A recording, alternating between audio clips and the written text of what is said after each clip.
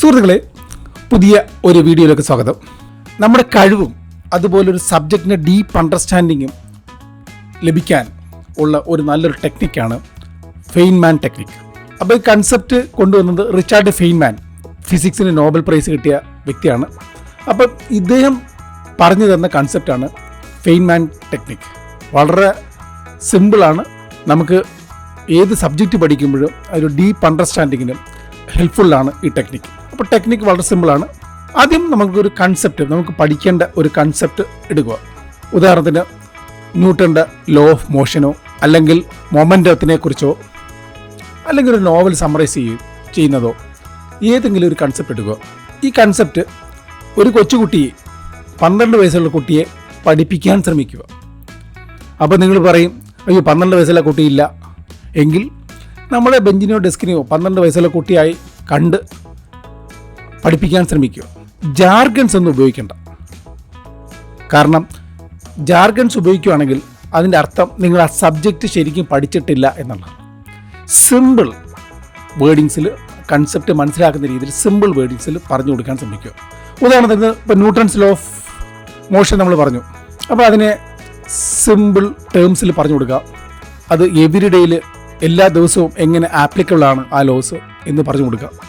മൊമെൻ്റമാണ് നമ്മൾ പഠിപ്പിച്ചു കൊടുക്കുന്നെങ്കിൽ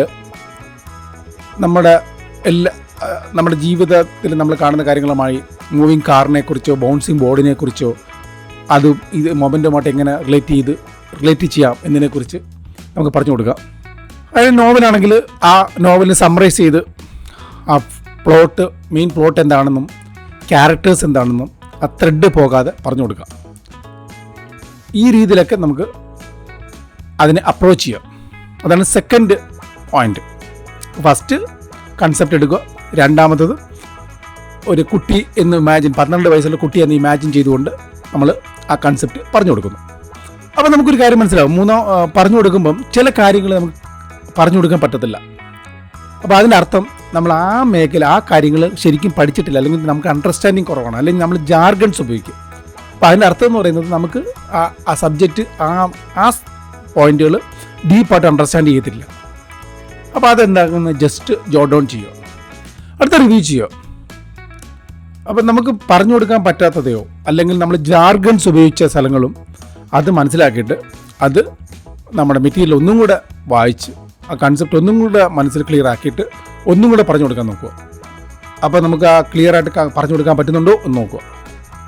പറഞ്ഞു കൊടുക്കാൻ പറ്റുവാണെങ്കിൽ അതിൻ്റെ അർത്ഥം നിങ്ങൾ ആ കൺസെപ്റ്റ് ഡീപ്പായിട്ട് പഠിച്ചു എന്നുള്ളതാണ്.